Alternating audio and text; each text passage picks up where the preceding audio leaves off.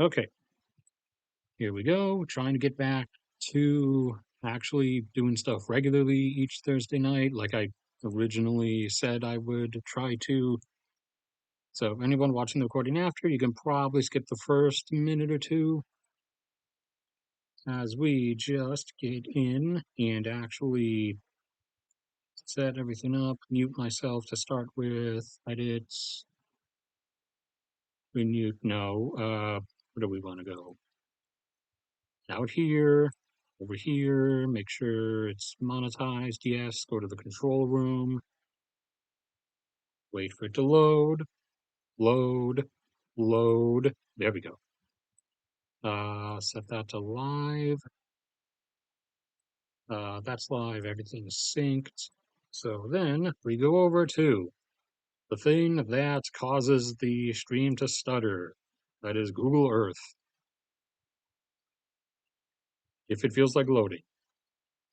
Explore Earth. Okay, that's in normal. Go here. Go to bookmarks. Right, that should be everything we'll be needing. Now I take a sip of water and give the first few people a few seconds to show up.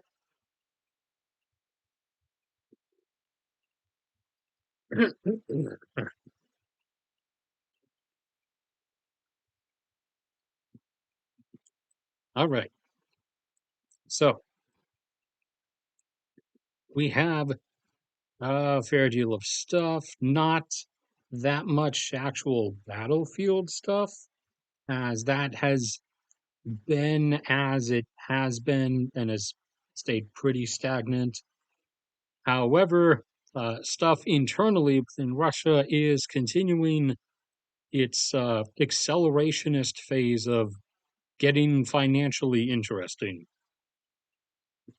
So, as the as the costs of the war continue going upwards, and the Russian government's revenue stream continues going downwards. Recently, with this big plummet from the oil price crash, and still continuing downwards moderately from there as other things begin to take their hold. Over time, the Russian government has used its sovereign wealth fund, which was once up over 200 billion, and they've constantly taken chunks out of that over the course of the war. And gradually, over time, it got down to only about 32 billion or so. And that was a few months back. We weren't able to get any insight into it since then. However, even if it did not change, even if it had still held there, they're now expending that remaining 30 bill because one by one, the banks around Russia are about to become insolvent because the economy is doing the whole downward spiral thing, and also since they're charging a 21% interest rate, no one's actually getting any loans for anything, which means the banks aren't actually like getting any yield back because nothing's really happening. You especially see that, as we talked about last time, in the utter crash in the number of like new home or apartments purchases, which would require the people to get loans. New home or apartment purchases in especially the St. Petersburg area and the Moscow area, where the property values are the highest, and thus the banks would get the best profit off of it. And the stuff is going down elsewhere. It's just those two, which I mean, between the two of them account for about a sixth of Russia's entire population, anyways. Those two are where the rates became the worst. And also, partly because they're about to go under anyways, and partly just because it wouldn't matter and they can't afford it, companies all over the place are not like ordering new factory equipment or new vehicles because they can't afford the interest rates on those loans. And people aren't getting regular loans because, as we discussed last time, uh, on this new, like, sort of pyramid that we have here, where you have Putin, you have the oligarchs and politicians, you have the real Russian middle class that matters. You have the lower middle class or upper lower class average Russian elsewhere who kind of matters. And that block of the pyramid kind of blends in with the bottom one, where you have the ethnic minorities and you have certain blocks that are being arbitrarily carved up by the government to invent new groups of undesirables that they feel they can get away with sending to Donbass to go die. Since the foundational cracks of the pyramid, the prisoners, everyone who already volunteered to go die, that has kind of been expended. So we're inventing new blocks here, like any university students who fail their exams can be just grabbed and drafted. Now, also, anyone who becomes a delinquent debtor who fails to pay back loans of any kind can just be grabbed and sent to go die. So that is also a big factor with the individual loans and like the lack of mortgages and home buying loans thing is people aren't taking those loans out because now if something goes wrong financially and they can't pay back that loan, they could just be, tossed over the border and sent to go die in a meat wave. So that is that's also a factor in it. So this is leading to the banks not really getting anything coming back in. So the Russian government is having to dump money into them while also having to take out loans because, the Russian government, something it has not been used to, is actually in kind of a deepening deficit and is actually having to take loans, but nobody out there is giving them any, not even their friends, not even China. So Russia is having to take loans from itself and just dealing with circular money.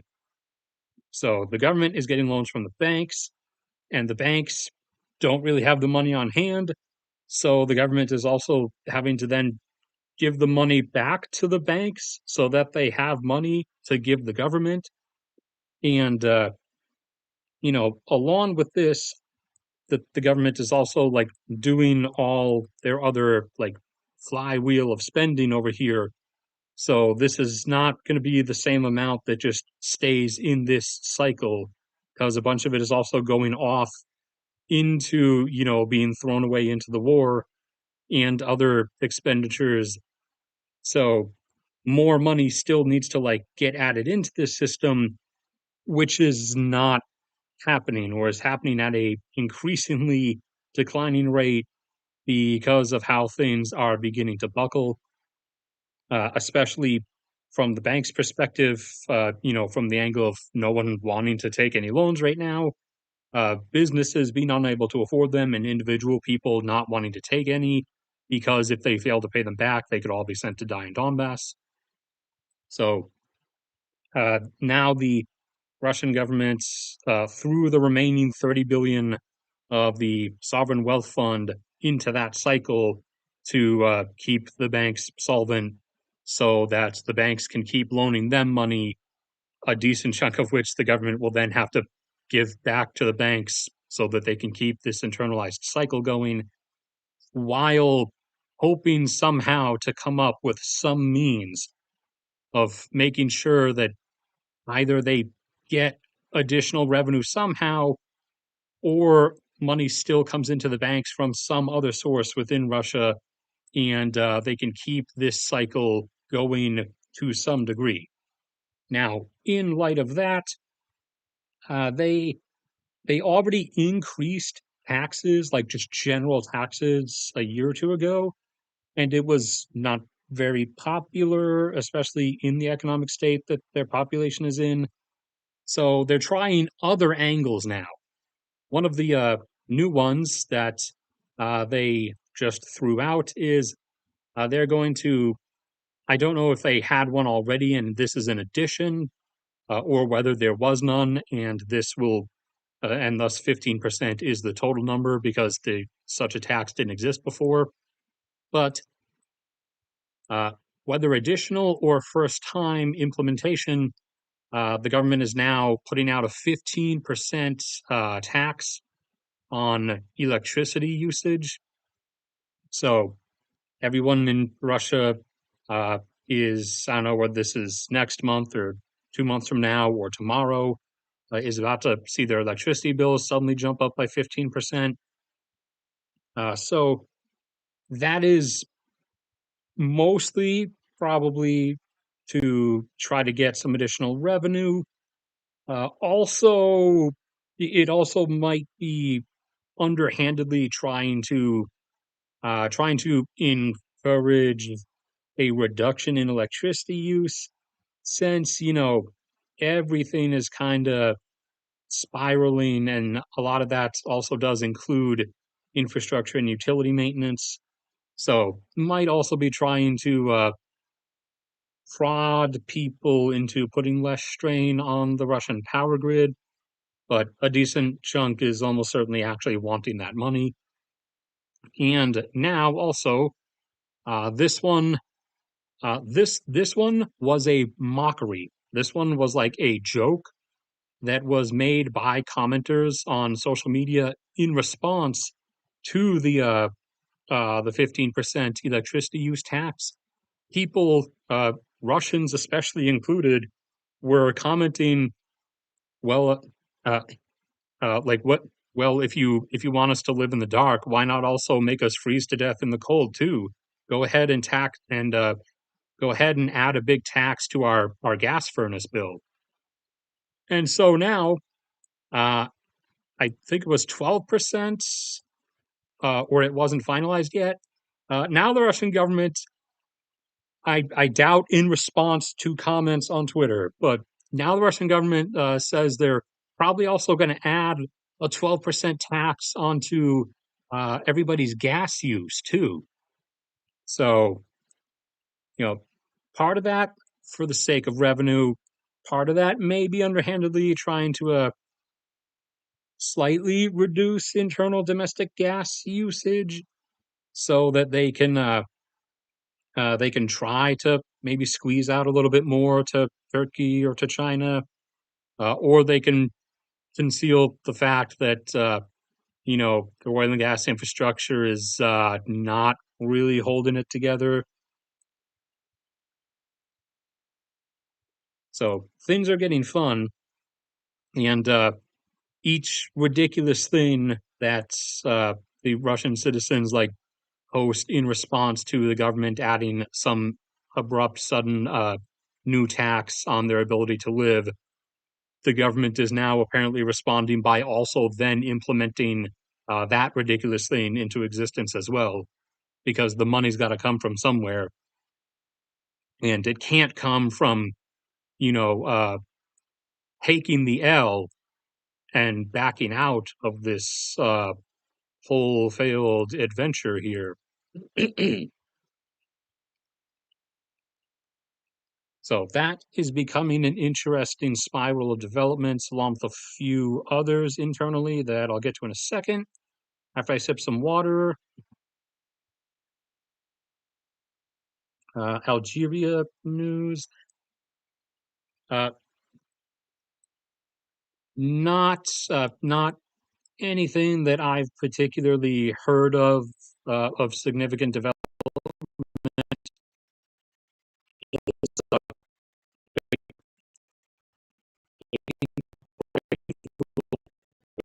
Waiting for Google Earth because that meant that the audio would also be stuttering. Okay, it looks smooth now. Nothing that I've heard of recently. All the new like factories and industrial stuff that was moving to Algeria is, I mean, still under construction. I think some of the earliest ones will be coming into operation later this year and the others next year. And that was a mix of car manufacturers, automakers, moving stuff to Algeria.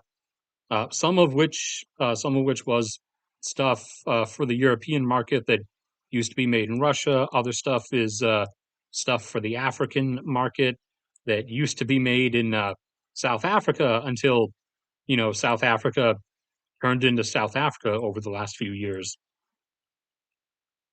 And although most of the stuff that was in Russia has been moved to Kazakhstan, and some other things were like that power generation turbine manufacturing plant by GE, and a number of other things I don't remember off the top of my head.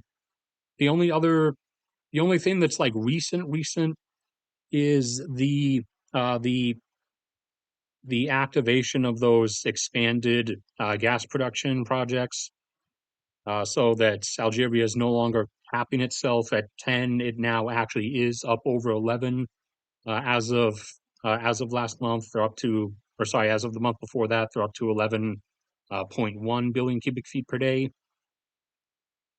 And if you want to check their graph or anybody else's graph, or any kind of other graphs, as always, excuse me, as always, I'll remind everyone, you go down to the description under any recent video, aside from the PayPal, Patreon, and photography and Blue Sky links, you can click this here, the free access drive, and that takes you to a Google Drive that has folders and categorizations of all kinds of different data sets that I categorize and make graphs for. Since everybody is putting their stuff behind paywalls now, I'm making sure that there will still be free stuff available. And also, a lot of places are just not even updating the graphs anymore. So you go into the natural gas and then gas production ones, and you can see anybody's gas production graph. Like here's Algeria's, and uh, go back out, and then you have obviously oil data, all kinds of oil data sets, oil data graphs, like demand graphs, breakdown of consumption by products, all that stuff, stuff for electricity, metals and mining, everything.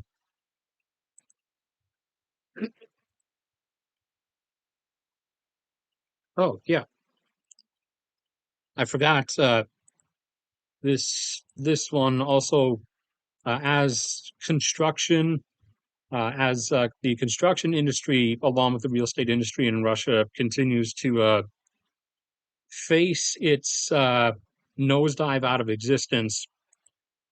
Uh, Basically, businesses were expanding, stuff was moving to Russia up until the war started, and then you have this crash in terms of how much stuff was being built, and basically everything foreign related was no longer in existence. Everything was just internal, domestic Russian demand and military projects. And so that carried along for a while, started to get wobbly last year. And now, as we've entered this year, for the first 5 months of this year, that, which is now again just uh, domestically driven for construction stuff, has suddenly started to take a quick dive. In the first 3 months of the year, it went down. It went down by 5%, and now over April, it went down in April alone by another 8%. So that's a 15% drop since the start of this year. And I never took that sip of water. Give me a second.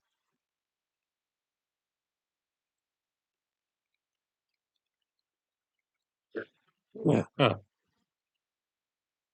And uh, let me see. Splat. Where? where was the announcement from the, yeah, there it was. Uh, so the Midwest, the Russian Ministry of Energy, alongside the like consortium of the different Russian oil and gas companies, confirmed publicly in a public announcement, they kind of begging Moscow and forewarning them that they need they need free money. They need financial stimulus and reinjection to keep all of this operational and going because they can't because of the price collapses and also just how degraded the stuff has been without the outside oil industry maintaining most of it because that's what was happening post Soviet collapse. It wasn't it wasn't a case of like the Russian industry not like being capable of it altogether, because I mean they had gotten it up to the USSR heights in the 80s themselves, but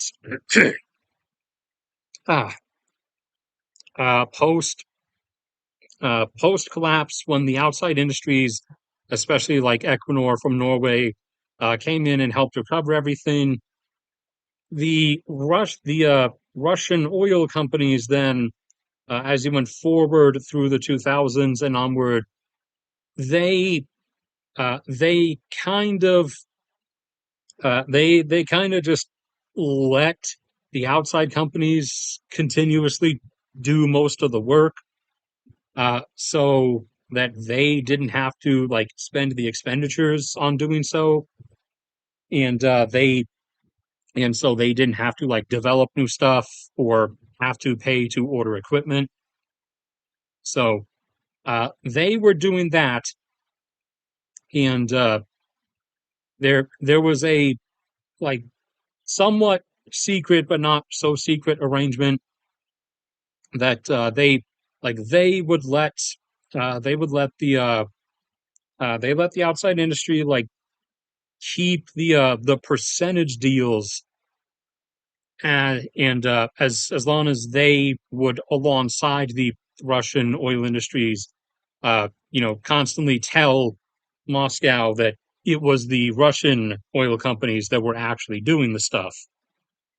And so they kind of just sat there for a couple decades, just vibing basically while getting money. And then this all happened, and they got sort of thrown into a position where they kind of actually have to do stuff. And after going all that time, not really doing stuff, it's not working out all that well. Now, a lot of the stuff, like for oil that has already been drilled and gas that's already been drilled, that's already in production, not too difficult. You can keep that going. You can keep that going without too much required, but there is stuff you have to do. There are things you have to replace. There is additional like parts and machinery you have to order, and they can't really get it other than what China sometimes would smuggle them, but China's kind of stopped doing that. And so, since they were Iran's primary supplier, they had to stop supplying stuff to Iran. That's why Iran is having so much trouble with their oil and gas now. So, with a trickle in from China, since they were also relying primarily on Western equipment, because A, they were having the Western industry do most of the stuff anyways, and B, it was cheaper in the short term each financial quarter for the like Russian oil and gas technology companies, the manufacturing portion, to just buy stuff from outside than to spend a bunch of money on like R&D and actually like build up or rebuild an industry inside and actually like produce the stuff. So it was already like not holding together all that well. But now, in light of the price crash that we have seen, we go over here, here, yeah, crude oil. We get it was already coming down from the 80s and 90s it had been at since the invasion, and it was down in the 70s. And then, boom, we're down at 60 and sometimes as low as 58 or 57. So the margin was already thin, and now, by their own admission, they're below that margin. So the Ministry of Energy is telling the governments on behalf of the oil companies that they need to now be artificially propped up. So this, you know, creates another circular situation where Russia predominantly gets its government revenue from oil and gas.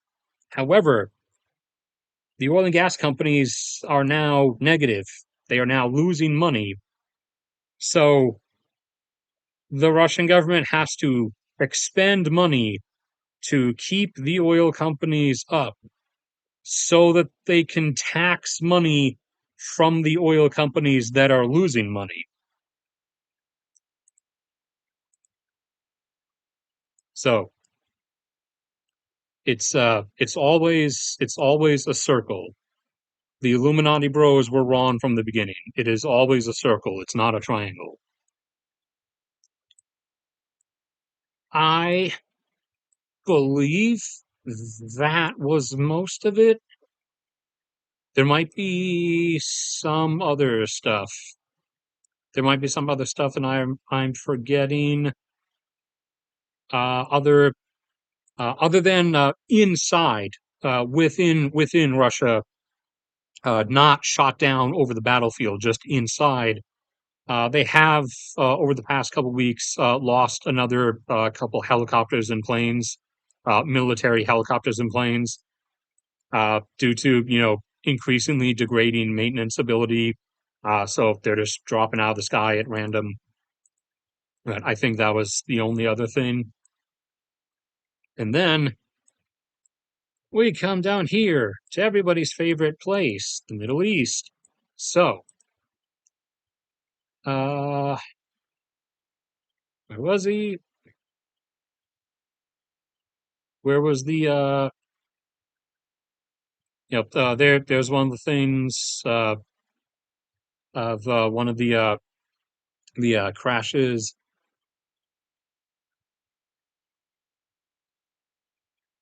Where was the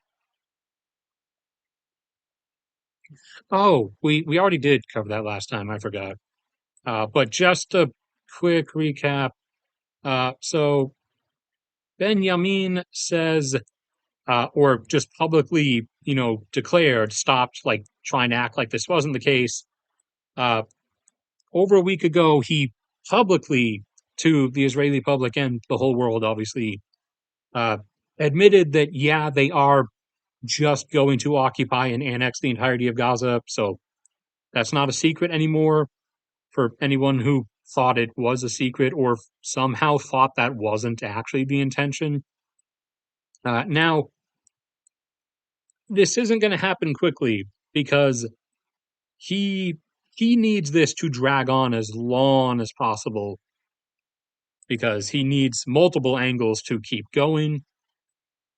They also this week just started bombing Lebanon again because, for those who are unaware, Netanyahu there has a stack of internal corruption charges against him that are effectively done deals. So when he leaves, he's going to prison for like mostly I assume it was probably like stealing government funds to his own bank account or something.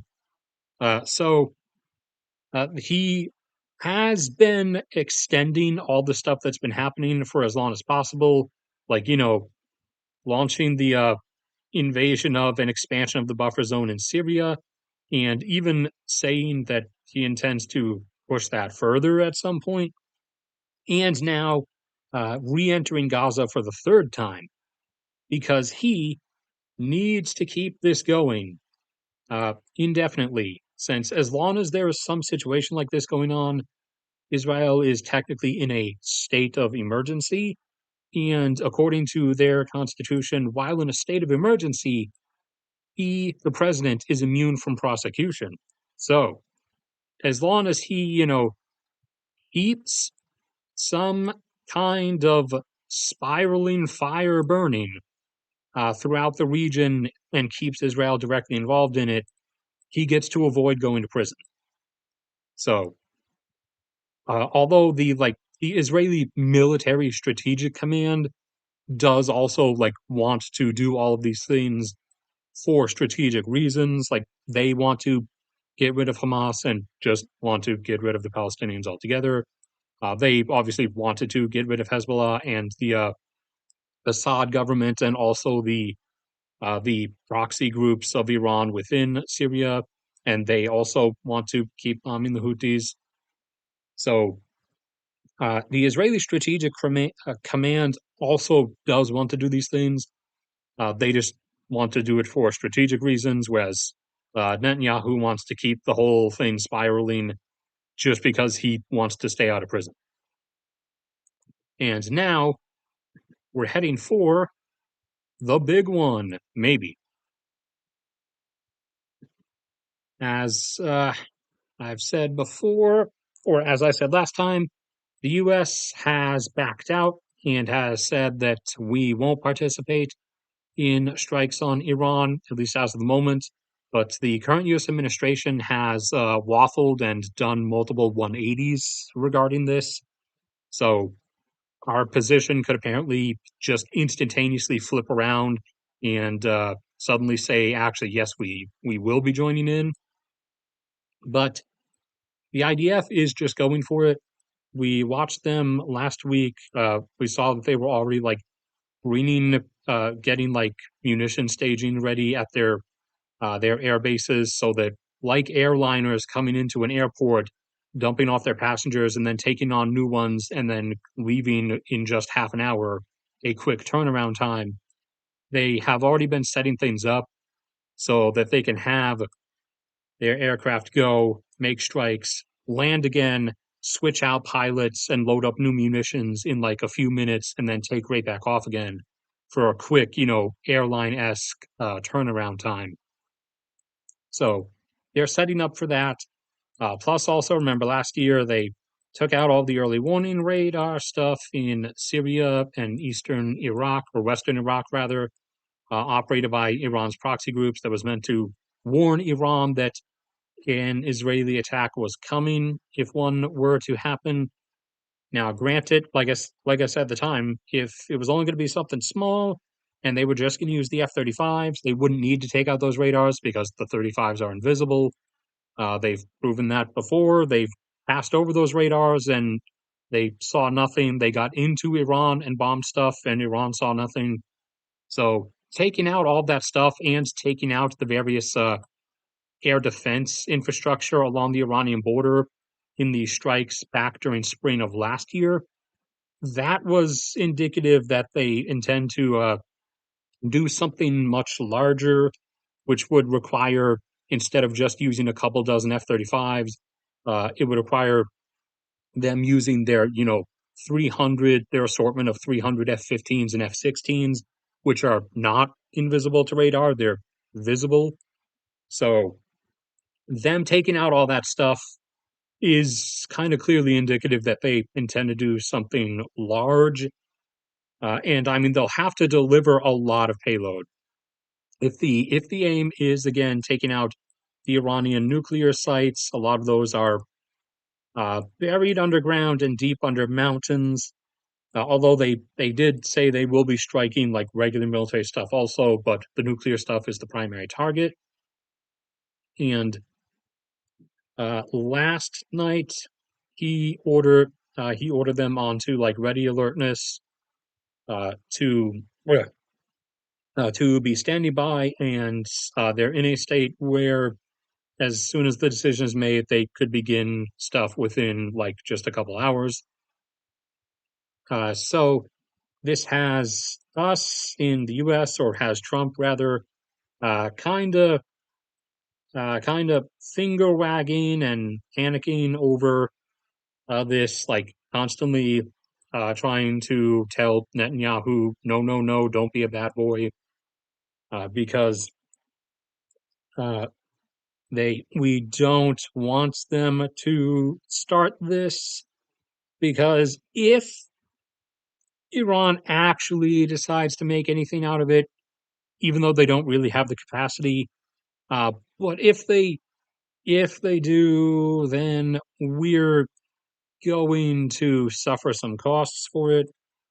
We already have moved in from all over the place a huge amount of like extra air defense stuff to the Middle East to protect predominantly the oil and gas infrastructure of the Persian Gulf nations.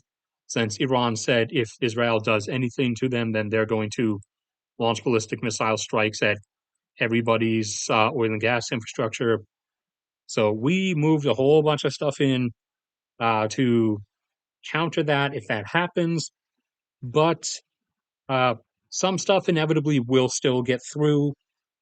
And I think a rough estimate is that probably enough might get through the net to where maybe 1 or 2 million barrels a day of capacity might like get damaged to the point of being taken offline for a few months, which we don't want. And we don't want also some like Iranian miracle of more getting through than that and causing more damage. They did threaten to shut off the Strait of Hormuz, but they can't because their navy doesn't exist, and we kind of can destroy it in literally like 2 hours.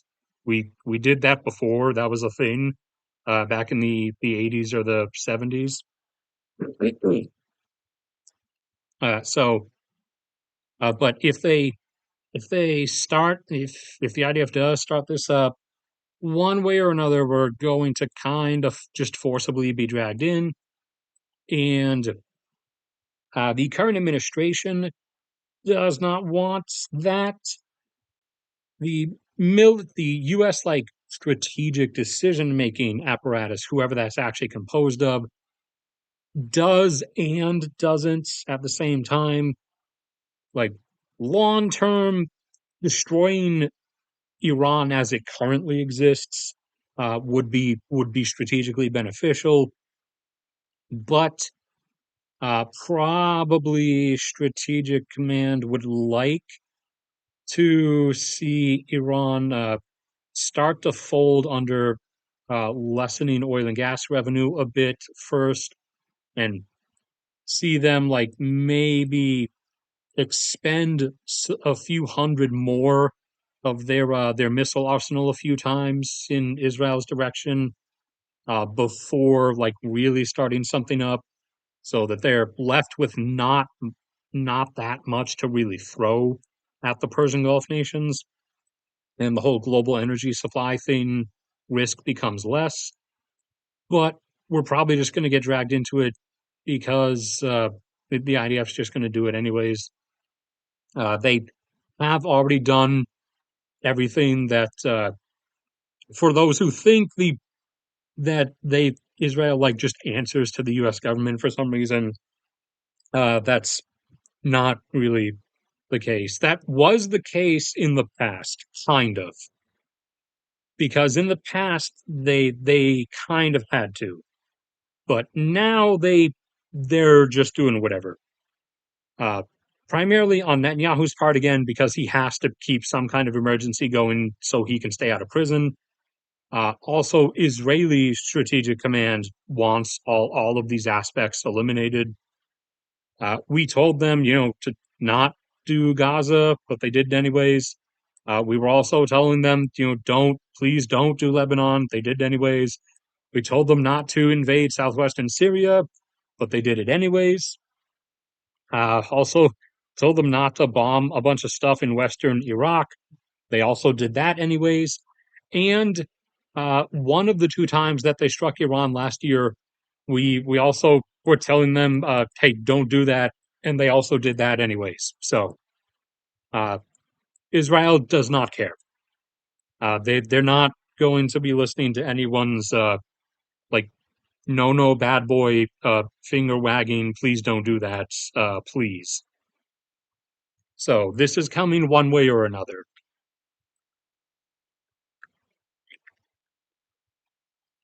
All right. Drank some more water. The one thing I don't know is, I mean, this most immediate thing that it looks like he's about to do, I don't know if this right here now is going to be like it, and they're gonna do like the whole big, like full fleet airstrike, or if this one, the one like most immediately likely about to happen in the next few weeks, is just going to be kind of another smaller thing.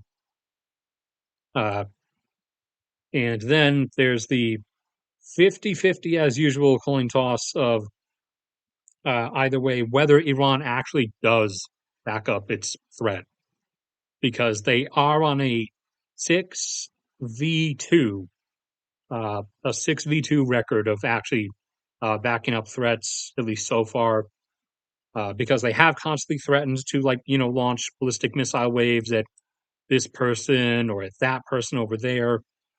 And they made 8 of those threats in regard to different things happening over the last year and a half since everything started. And out of those 8, they've only actually backed up 2 of them. But this, if Israel does bomb everything and actually like legitimately takes out the nuclear program, that I would say that one probably is more like 95% going to actually sort of force them to back the threat up this time.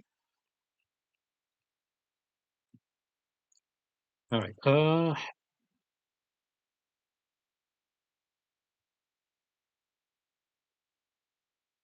Going to have to be internal. I have no idea where anyone was when they said anything. What's going to have to be internal? Also, yeah, the other thing that was in the title. So everybody knows that China is not having the best time demographics wise. They still haven't updated the population pyramid, since 2022. Gee, I wonder why. It might be because it's humiliating.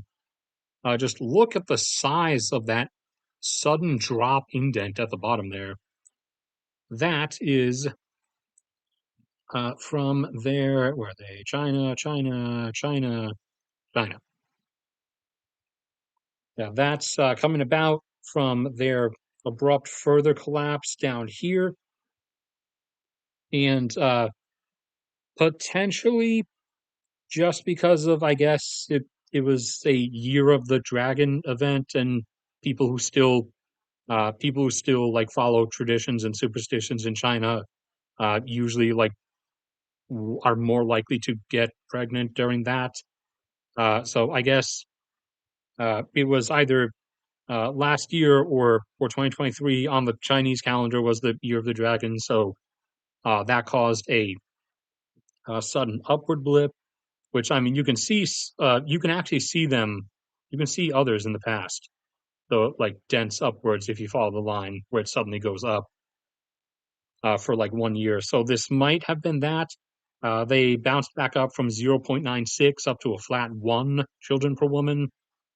But then this year, or once this year runs all the way through, we'll then see from this year's data whether it was just a one-time thing or whether they're going to resume going back down.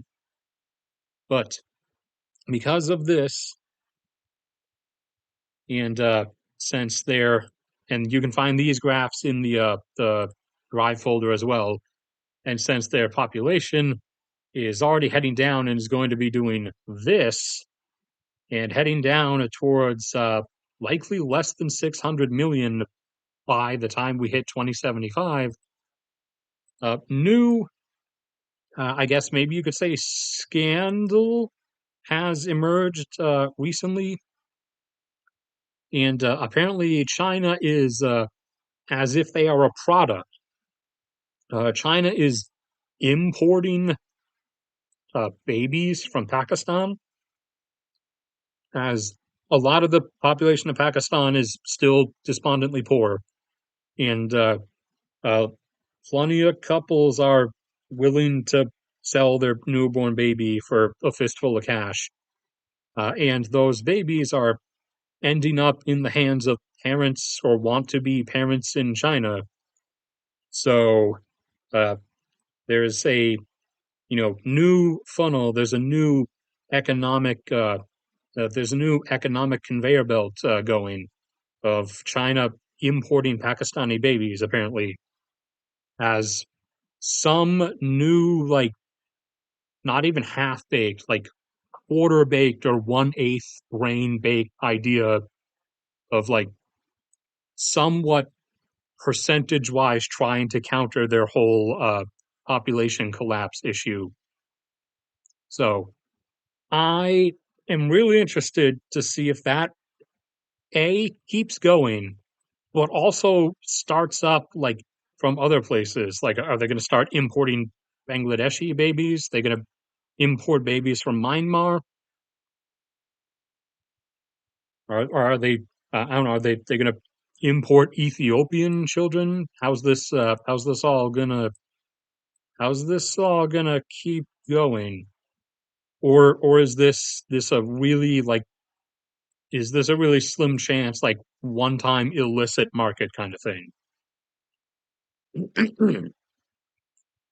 Or I guess maybe well they wouldn't really care about how low the birth rate in the country they're importing from is.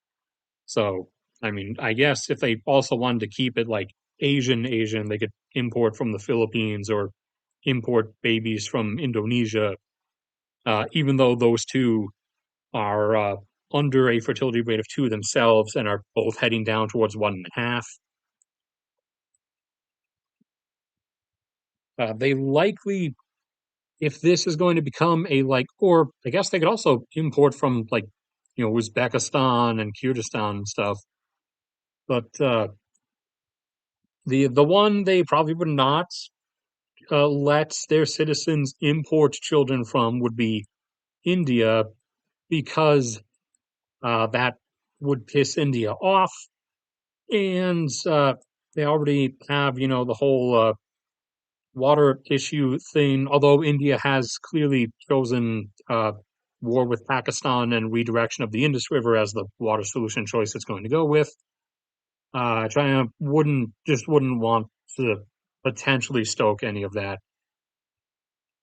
But for the moment, the newest instead of exports from China, the newest imports to China is newborn Pakistani babies that the parents in Pakistan are just outright selling for a few $1,000s.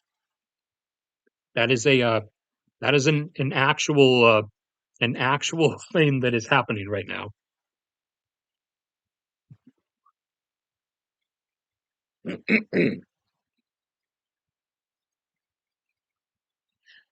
uh, it, not known for uh, that China is racist in a different way. Like the reason I would put out for like why would Beijing be like sort of okay with this enough to not shut it down? And that would be because they're allowing the import of newborn babies. So yes, they are Pakistani babies, but they will be raised by Chinese parents in China and culturally, normatively, and how they think and act will be, on Chinese because they will, in terms of culture and behavior, they will be raised as Han Chinese, as opposed to China's big thing is not having actual immigrants, aka adults or children above the age of sentience, coming in who are already by their own like internalized identity, not Chinese, or at least in the sense of which China considers Chinese not Chinese. But they do also have groups in China that they consider not Chinese, like rough several tens of millions of Chinese Christians are considered not Chinese because that is a group of people who have divided loyalties in the state's eyes, or they're not their allegiance isn't patriotically to the CCP. Their allegiance is at best split, or if they are genuine believers, then their allegiance is solely to God alone. So they are like designated by the Chinese government as not Chinese, even though most of those people are ethnically Han Chinese. Uh, Also, the Tibetans are not Chinese, both in the government's eyes and in ethnic reality, but the Chinese government kind of doesn't care anymore and is sort of just leaving them up there to do whatever. Since the uh, they're an interesting case of I don't know how to phrase it. They're an interesting phrase. They're an interesting case of uh, misconstrued ideas that the Chinese government had of them like rebelling. However, the only rebelling the Tibetans have done is in Tibet about refusing to follow specific newly imposed Chinese laws. But the Tibetans don't like do anything outside of Tibet. They aren't like actually trying to like do anything uh, revolutionary or government destabilizing. So the Chinese government, in a rare occurrence, when they realize that, particularly, it helps that the Tibetan people are isolated in Tibet. They're not like in amongst the regular population of China. The Beijing kind of just told Tibet that, like, okay, you don't have to you don't actually have to follow any of the forced Han like cultural laws. You can do whatever traditional Buddhist stuff up there you want. Just don't move down into mainland China, and don't start like spreading revolutionary ideas. That was the one case where that happened. Not so much for the Uyghur population in Xinjiang, since China kind of has been trying to colonize Xinjiang and actually like moving Chinese populations in there, and the native population in that region is predominantly Muslim, which, like the tens of millions of Chinese Christians, even if those were Han Chinese people, if they were Muslim, then the Chinese government would inherently consider them not Chinese. So uh, they're they're not getting the same leeway, partly because there's a lot more of them. There's like 20 million or something, and also because of China partially trying to colonize Xinjiang. Xinjiang is more actually tied in with regular China. So only Tibet has gotten like kind of a hand wave of yeah, sure, do whatever. Silly monk people, just don't come down from your mountain. But the reason I would presuppose that the Chinese government is okay with the whole Pakistani baby importing operation is because they are being imported as infant children. So they will be raised, and culturally, and how they think and how they act will effectively be Han Chinese. Now, there are some quote unquote immigrants in China around the massive Shenzhen area. However, and a lot of those are from Africa. A lot of those are Nigerian, South Africa, Mozambique. However, they are forced to live in they're totally not camps. They're just walled off. They are walled in communities where they're given like shops and amenities and everything, and anything they want to do outside of work, which they get like bussed into the city to do whatever work they're supposed to do every day, and then bussed back to the walled in community. Uh, they're all like walled up and enclaved out away from the actual Chinese society around them. That is that's how they work with actual like immigrant labor. Kind of like the UAE, except in Dubai actually treats them even worse than China does, because in Dubai, it's not that they live in like a walled off community that has a bunch of stuff, but other than work, you're just not allowed to leave. In Dubai, it is actually just slavery. They take their passports and they pack 40 people into one room with a bunch of cots that are like, instead of bunk beds, it's like a penta bed. It's five on top of five up to the ceiling. They just pack everybody into one room. And they have a bunch of like little just mini huts that they cram everyone into. And they do not have a bunch of shops and amenities. They have effectively like cafeteria meals that they get every day, which despite, Dubai being obscenely rich, would-be slaves are obviously fed the cheapest, most worthless food that they can get away with feeding them while still having them like physically able to do work.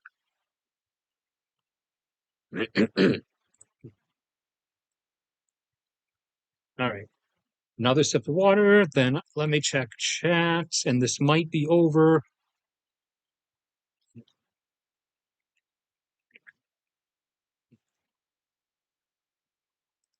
Anything new?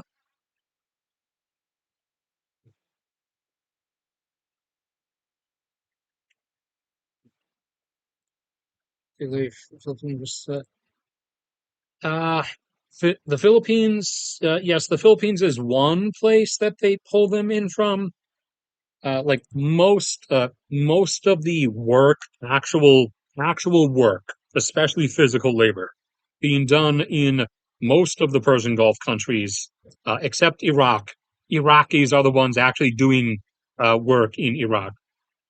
Uh, in the Persian Gulf nations, most of the actual work is being done by Pakistanis, Indians, sorry, not Burmese, Bangladeshis, and Filipinos.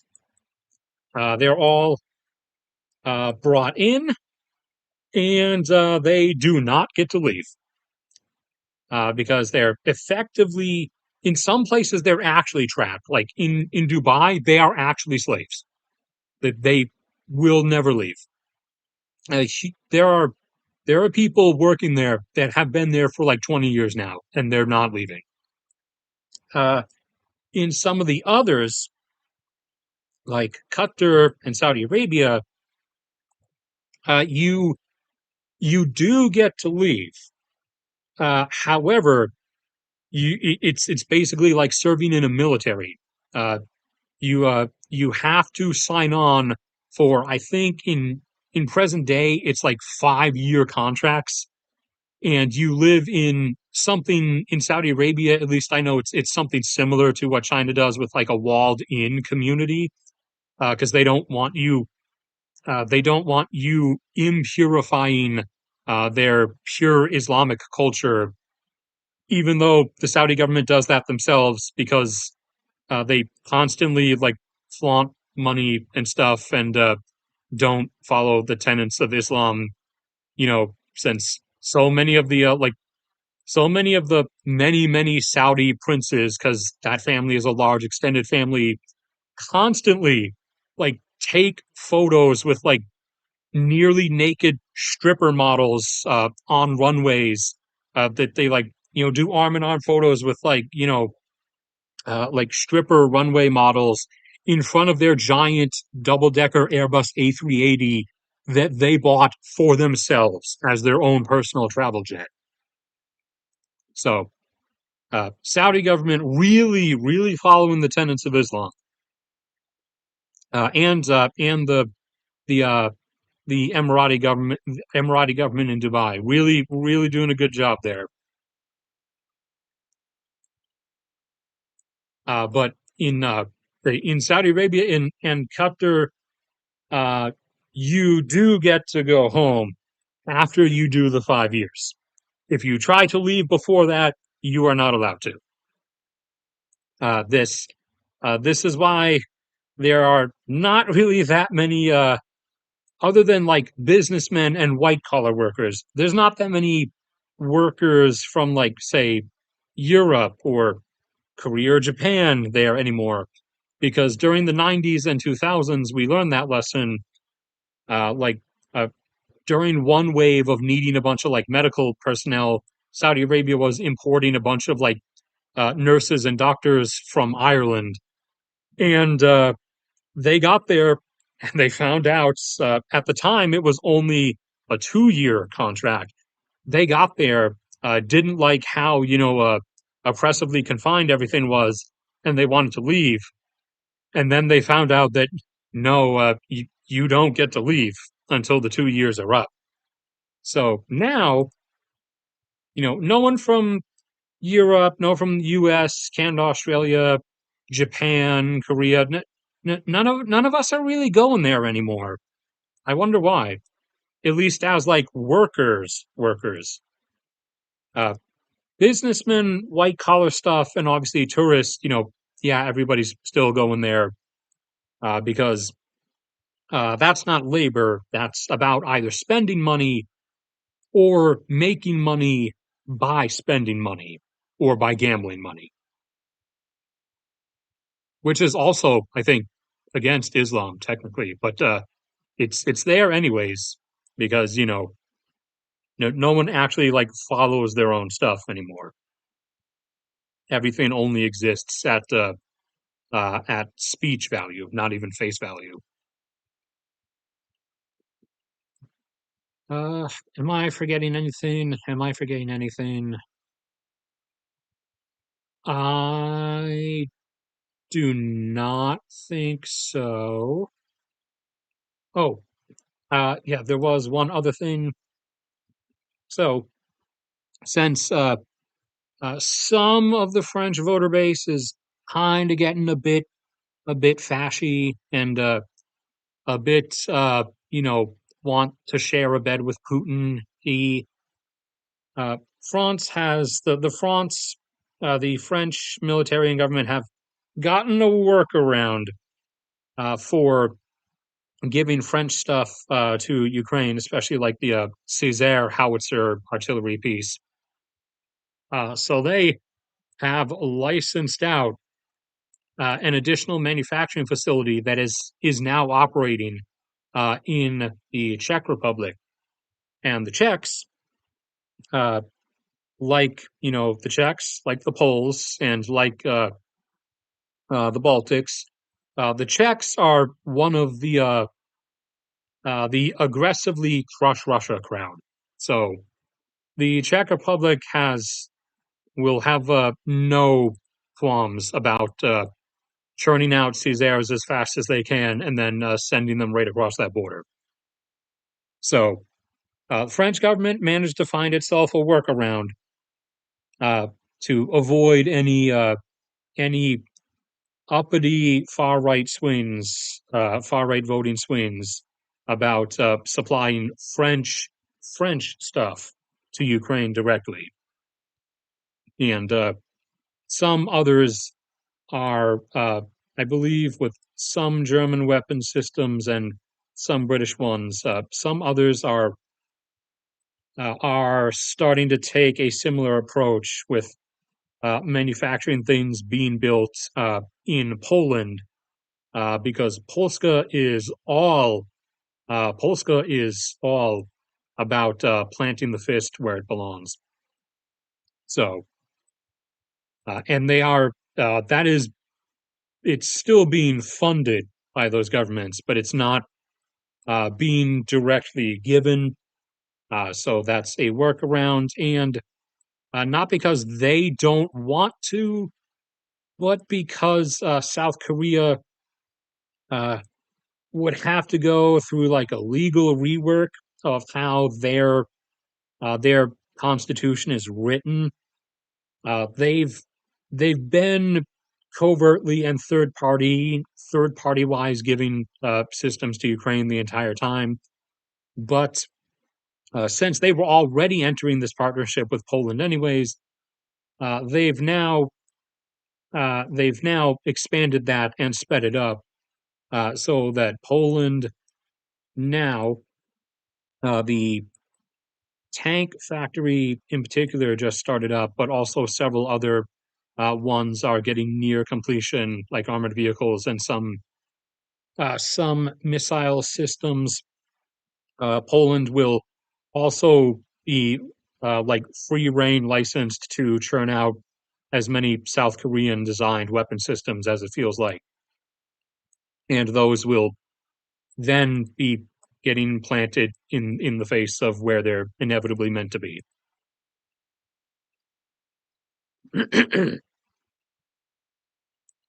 I'm pretty sure that was the last thing.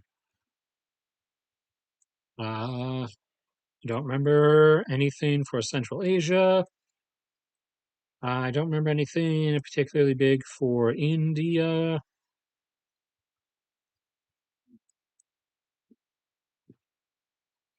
Enough. I don't remember anything new of large enough size and specificity happening in Africa. At least not for a few decades until uh, not the alien invasion one, but like the more serious story that I'm like more invested in that I've been successfully like working on some bit of every night. Not until when that takes place in the later 2050s. There'll be plenty going on there. I have this whole thing going on called the second deforestation war.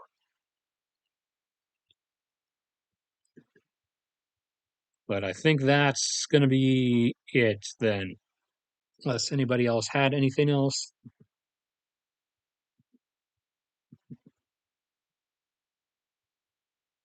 Sudan, yeah, it's just not. It's not. Sudan is still in that same civil war. It's just like not doing anything like with it anymore. Things have kind of. There was one big push by the because it's a split between two generals. So Sudan had a dictator. Uh, there was a dictator, and then there were these two generals who agreed to team up to take down the dictator and said, we'll fight each other afterwards. And so they took him down, and now for the past 2 years, they've been fighting each other over who gets to be the new dictator. There was a big push from the one who did not control the capital region to try to gain more control of the capital region. And that push went through and then lost its steam. So now it's just kind of like generic, staring angrily at each other, stalemate kind of stuff in regards to the fighting. In regards to over here in Darfur, there's genocide going on there again. The non Darfur like surrounding groups are trying to exterminate the Darfur group, and also because no one is allowed to get into or can safely go through Sudan, everybody is still dying of famine and deprivation of medical supplies.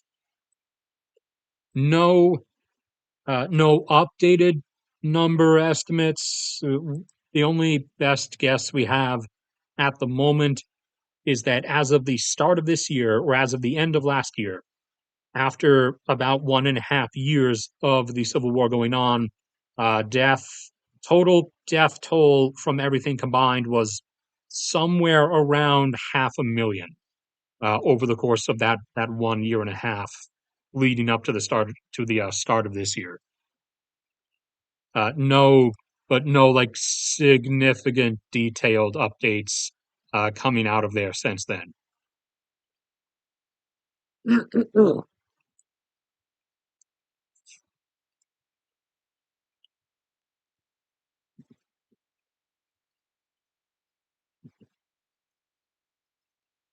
Oh, we got a bot. It's been a while.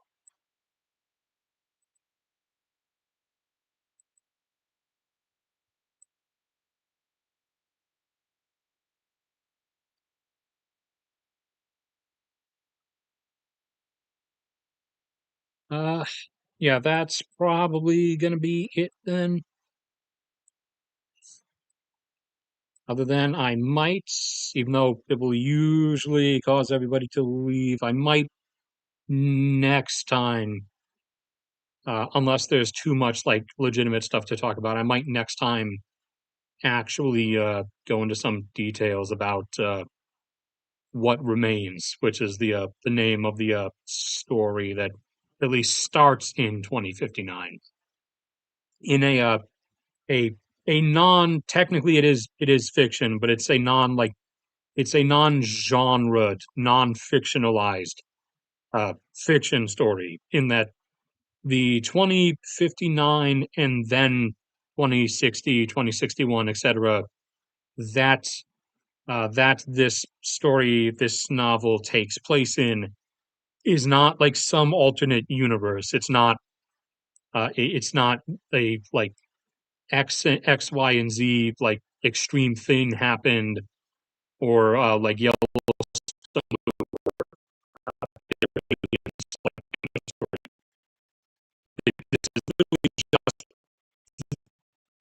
Wait, wait for Google Earth. Are you done? You're done.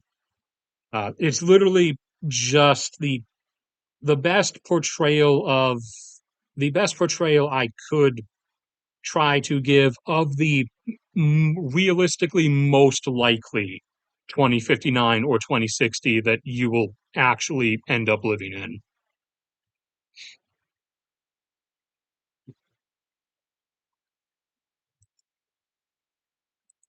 Right. Yeah. See, you see, there you go. It dropped to zero. I told you. I told you it dropped straight to zero. Story. That's just the generic setting of the story. I haven't actually said anything about the story,